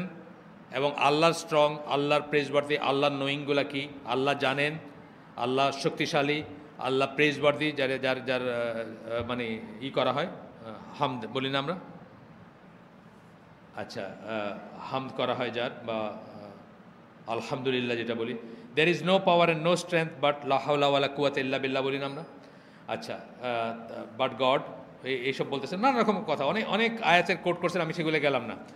আল্লাহ permanent, there is nothing permanent but Allah. মানে আল্লাহর নামগুলো সাধারণত লা ইলাহা ইল্লাল্লাহ, নো ইলা, দের ইজ নো ইলা বাট আল্লাহ, লা ইলাহা ইল্লাল্লাহ, আর কোনো ইলা নাই আল্লাহ ছাড়া। এইভাবে আর কোনো পার্মানেন্ট কিছু নেই আল্লাহ ছাড়া। মানে আল্লাহর নামগুলোর সাথে কিন্তু আপনি আল্লাহ গায়ে প্রত্যেকটাতে এই কথাগুলোই আসবে, কিন্তু আল্লাহ ছাড়া পার্মানেন্ট কেউ নেই, তাই না? আল্লাহ ছাড়া ইন্ডিপেন্ডেন্ট কেউ নেই, আল্লাহ ছাড়া, এগুলো কিন্তু আল্লাহর একটা নাম বলতেছেন। আল্লাহ ছাড়া ওনার অফ দ্য কিংডম কেউ নেই, রিয়েল সেন্সে ওনার অফ দ্য কিংডম কেউ নেই। বললাম না, এই মহাবিশ্বে আল্লাহ সূরা সাবার 22, 23, 24 নম্বর আয়াতে বলছেন একটা অ্যাটম, একটা পরমাণুর কেউ মালিক না, আর একটা পরমাণু কেউ সৃষ্টি করতে পারে না ফ্রম নাথিং, এবং একটা ধূলিকণা কেউ সৃষ্টি করতে পারে না ফ্রম নাথিং। আচ্ছা, এইগুলো বলছেন এখানে, নামগুলো নিয়ে অনেক বিস্তর আলোচনা আছে। আপনারা চাইলে বইটা কিনে পড়তে পারেন, এটা হয়তো ইন্ডিয়ান প্রিন্ট পাইতেও পারেন, আমি কবে জানি দেখছি নিউ মার্কেটে, খুব অনেক আগে, হয়তো মানে বেশ আগে, খুব রিসেন্টলি না, কিন্তু আপনারা হয়তো পাইতে পারেন, পাইলে আপনি কিনে পড়তে পারেন, বইটা ওয়ার্থ রিডিং। আচ্ছা, আসলো। এরপরে বলতেছেন কি, 5 মিনিটে যেটুকু, 3 মিনিট আছে। The cosmos or universe is commonly defined as everything other than God. অত্যন্ত ইম্পর্টেন্ট একটা কথা, আমরা সবসময় বলে থাকি, যা কিছু দেখেন, যা কিছু এক্সিস্ট করে, সেটা হচ্ছে আদারনেস অফ আল্লাহ, আল্লাহ ছাড়া যা, সব একদিকে, আল্লাহ একদিকে। সবসময় আমরা বলি এই কথাটা, তাওহীদের স্টার্টিং পয়েন্ট হচ্ছে এটা। যা কিছু দেখেন, যা কিছু বোঝেন, যা কিছু জানেন, এই ইউনিভার্সে যা আছে, মহাবিশ্বে যতটুকু চোখ যায়, যতটুকু টেলিস্কোপ যায়, যতটুকু যা যায়, এই সব একদিকে, আল্লাহ একদিকে, এই কথাটা বলতেছেন। The cosmos of the universe is commonly defined as everything other than God. আল্লাহ ছাড়া যা কিছু সেটা। The first shahada means that cosmos is unreal. প্রথম শাহাদার মিনিংই হচ্ছে যে এটা আনরিয়েল, মানে এটা থাকবে না, এটা থাকবে না, এটা নাই আসলে। আজকালকার সায়েন্টিস্টরা কি বলে, একদম লেটেস্ট চলতেছে যে ইউনিভার্স থাকার কথা না, এই জাস্ট কয়েক মানে হয়তো বর্ষখানেকের থিওরি এটা, যে মানে যেসব কন্ডিশন দেখতেছেন তাতে এইটা তো থাকারই কথা না, এই মহাবিশ্বটা থাকার কথা না, এটা কেমনে আসে, কেন আসে? আচ্ছা, প্রথম শাহাদা অর্থাৎ লা ইলাহা ইল্লাল্লাহ আপনাকে বলতেছে যে আর বাকি সব কিছুই হচ্ছে আনরিয়েল। আনরিয়েল মানে অসত্য বা সত্য না, হাক না, অথবা রিলেটিভ সত্য, মানে রিয়েল না আর কি, ক্ষণস্থায়ী reality. In the last analysis it is nothing compare to the real. এই যত রিয়েলিটি আছে, দি রিয়েল, আল হক যিনি, রিয়েল সত্য যিনি, তার সাথে কম্পেয়ার করে এগুলো কোনো রিয়েলিটি না। But this perspective does not lead to nihilism. কিন্তু এটার মানে কিন্তু নিহিলিজম না। নিহিলিজম কারে বলে? মিনিংলেসনেস। নিহিলিজম কথাটা একটা ইজম, এটা হলো কি মিনিংলেসনেস। আমি পরশুদিন দেখলাম একটা ওই পাকিস্তানি একটা ছোট্ট একটা ক্লিপ, পাকিস্তানি একটা ওরা ওই কথা বলে ধর্মকর্ম নিয়ে, যে তাদের 1 নম্বর মিডিয়া ব্যক্তিত্ব কুবরা কি জানি, কুবরা আহসান বা কুবরা হাসান বা কিছু একটা হবে, মানে পরবর্তী নামটা মুসলিম নাম, কুবরা প্রথম নাম, সেকেন্ড নাম, এটা হলো তাদের মিডিয়া ব্যক্তিত্ব 1 নম্বর আর কি। বাংলাদেশের 1 নম্বর কে হবে বলেন? একটা নাম বলেন, মেয়েদের ভিতরে কে হবে? মৌসুমি, এম আই রাইট? 1 নম্বর কি উনি? আচ্ছা, যাই হোক, ওইরকম মিডিয়া ব্যক্তিত্ব উনি নাকি প্রচণ্ড ডিপ্রেশনের ভিতর দিয়ে যাচ্ছেন, এবং গিয়ে উনি ডিসাইড করছেন যে আল্লাহর অপছন্দনীয় কোনো কাজ উনি আর করবেন না, এমনকি যদি অভিনয় ছাড়তে হয় সেটা উনি ছেড়ে দেবেন। এই যে ডিপ্রেশন, এই যে মিনিংলেসনেস লাইফের, এটাকে বলে নিহিলিজম। এই ইজমটার নাম হচ্ছে নিহিলিজম। জীবনের কোনো অর্থ নাই, কোনো কিছুর কোনো অর্থ নাই, কোথার থেকে আসছে, কোথায় যেতেছে, কোনো কিছুর অর্থ নাই। তো ওইখানে বলতেছে যে ইন্ডিয়ান একজন মহিলা আছে না, দীপিকা, উনিও নাকি এরকম ট্রিমেন্ডাস একটা ডিপ্রেশনের ভিতর দিয়ে গেছেন। তো ওই ভিডিওটা তো ওটা কোনো ছবি দেখায় নাই, জাস্ট কথা বলতেছে, কিন্তু ওই স্টিল ছবি দেখাইছে। তো বলতেছে যে এটার একমাত্র সলিউশন হচ্ছে আল্লাহর কাছে মানে সর্বান্তকরণে সারেন্ডার করা এবং সেজদায় গিয়ে আল্লাহর কাছে নিজেকে সমর্পণ করা। এই নিহিলিজমের উল্টা জিনিসটা হচ্ছে। তো এখানে উনি বলতেছেন, শেষ করে দিচ্ছি আমি, এখানে শেষ, যে নিহিলিজম না, এটার মানে এটা না যে আমরা এই যে বললাম এত কথা যে আমরা রিয়েল না, আল্লাহ রিয়েল, আমরা সব রিলেটিভ রিয়েল, তার মানে নিহিলিজম তা না। লাইফের উদ্দেশ্য আছে, ডেফিনেটলি উদ্দেশ্য আছে, ডেফিনেটলি আমরা কোথাও চলেছি, ডেফিনেটলি আমরা কোথাও যাব, কিন্তু আমরা চিরস্থায়ী না, আমরা চির রিয়েল না, আমরা ক্ষণিকের রিয়েলিটি মানে ট্রানজিশনে আসি। তো বলতেছেন nihilism demands that the nothingness and illusory nature of our existence yield a sense of meaninglessness and despair. Nihilism চায় কি অর্থহীন হয়ে যাবে সব কিছু এবং আপনি চির নিরাশ হয়ে যাবেন, এরকম একটা অবস্থা। বাট তৌহিদ leads to confidence, faith and joy. তৌহিদ আপনাকে কোথায় নিয়ে যায়? এই যে রিয়েলাইজেশনটা, এটা আপনাকে কনফিডেন্স দেয় যে আমার কিছুই না থাকলে আমার জন্য একজন আছেন। কনফিডেন্স দেয় আপনাকে, ফেইথ দেয়, ইমান দেয়, অ্যান্ড জয় দেয় যে এই দুনিয়া যদি কিছু নাও পাই, ইনশাল্লাহ আমার জন্য থাকবে, এখানে যদি আমি স্যাক্রিফাইস করে যাই। সুবহানাকা আল্লাহুম্মা বিহামদিকা আশহাদু আল্লা ইলাহা ইল্লা আনতা আস্তাগফিরুকা ওয়া আতুবু ইলাইক। আমরা যে শুনলাম তার ভিতর ভালো কিছু শুনে থাকলে সমস্ত প্রশংসা আল্লাহর, খারাপ কিছু শুনে থাকলে সমস্ত ব্যর্থতা আমার এবং সেটা শয়তানের তরফ থেকে। আল্লাহ আমাদেরকে তৌফিক দেন। একটু কঠিন লাগতেছে নাকি এইসব কথাবার্তা? আল্লাহ আমাদেরকে তৌফিক দেন যা শুনলাম তার উপর আমল করার। আর কঠিন লাগলে মাফ করে দেন। লাগলেও আমরা তো অনেক বছর একসাথে বসি, আজকে প্রায় 12 বছর হইতে চললো। তা আমরা কি এখন একটু জ্ঞান অর্জনের চেষ্টা তো করতেই পারি। আসসালামু আলাইকুম রহমতুল্লাহি ওয়া বারাকাতুহু।